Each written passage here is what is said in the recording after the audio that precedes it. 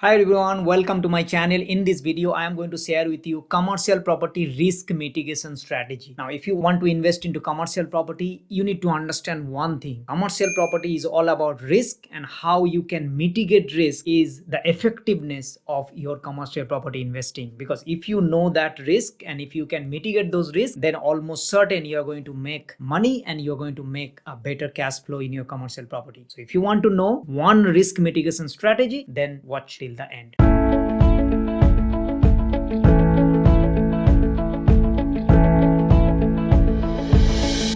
Alright, so as I said that commercial property is all about risk mitigation strategy, right? Now let's understand what is risk in commercial property. Like any investment, there is certain amount of risk. Investment cannot be an investment without some amount of risk. In commercial property, the first risk that comes to your mind, which is property vacancy. What if my property becomes vacant, and what can I do to mitigate that? Now, one investment risk in commercial property that we are going to talk about in this video is about taking appropriate insurance. Now, what kind of insurance that you are going to take and what's the value? The first thing that we need to understand is that if you take insurance and that mitigates 60 or 70% of your risk, because it's not only about the property become vacant, it's also about some disaster, something happens like the building gets burned or the tenant moves out while the lease is in place, and so many things that can be mitigated with the insurance. Now, when you take insurance, one thing that you need to do is what I call the replacement value of your building. Let's say if you have a industrial property, and the industrial property right now, the replacement value of that property, let's say $1 million. Now, if you have taken a $800,000 insurance or $600,000 insurance, then what I call you are underinsured. Now, a lot of people do not understand this because they think like, oh, okay, I have taken $600,000, which means that if I have to claim that insurance, and if I'm only claiming, let's say $200,000, then it's still within $600,000, hence I will get that whole $200,000. That's not the case, because you are underinsured. So in other words, your replacement value of that building is $1 million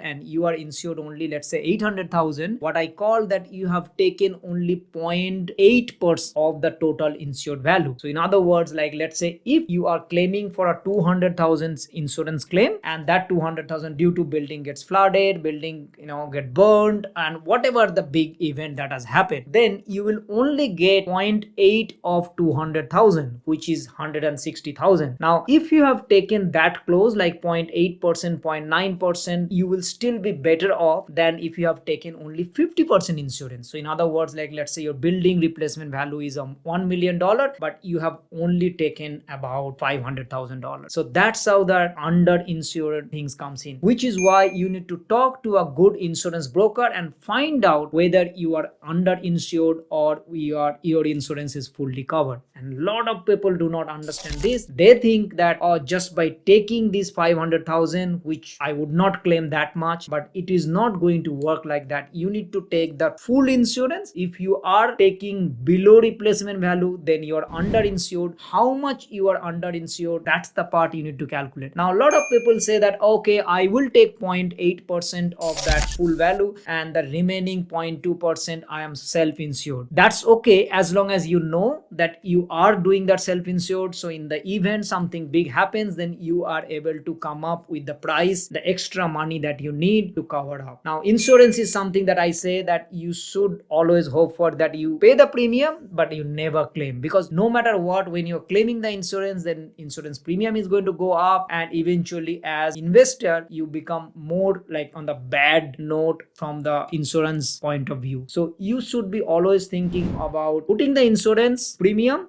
but you should never claim the insurance. The next thing about insurance to mitigate the risk is what I called clearly articulate about tenant profile. Because when you take insurance, there are a lot of informations that the insurance company will be asking to you, and that is how your insurance broker would be able to collect and provide to them, such as who is the tenant, what kind of business do they do, how risky is from that insurance point of view that the tenant is. If the tenant is less risky, so in other words, they are not cooking something which is frying something, and that can have a natural tendency of getting burned, so then it is more risky, versus if it is a standard like an office kind of tenant, then you will see that it is less risky. So clearly articulate your tenant profile. What do they do day in and day out is an important part when you're taking insurance. Remember, insurance is not only just about paying the premium, it's also telling them upfront the exact state or the truth every single year. If there is a changes happens, make sure that through your insurance broker you provide those informations to your insurance provider, so that way they have all this information. So in the event something happens, so they are not going to say that, oh, we will not pay you because you didn't tell us. Remember, hiding is not an option for you. When you are taking insurance, you tell all these things upfront, making sure that your insurance company knows everything about your tenancy and what kind of business it is operating, how big is the land, what kind of, say, the building age, and all the roof, how it is, everything that you need to mention. So make sure your tenancy profile is clearly articulated when you are taking the insurance. The next one, also you need to look into the excess amount. Now I always go is that more excess amount is better for me, because that means the insurance premium would be less. But now in commercial property, the insurance most of the cases is paid by the tenant. So if it is in the lease, it is written that the insurance would be paid by the tenant, then you need to calculate that, okay, should you go with the more excess amount or less excess amount, because the insurance premium will be paid by the tenant as well. But at the same time, you need to calculate and to make a win-win situations for everyone. So in other words, that your tenant is not paying too much of insurance premium, so that they can sustain, they can make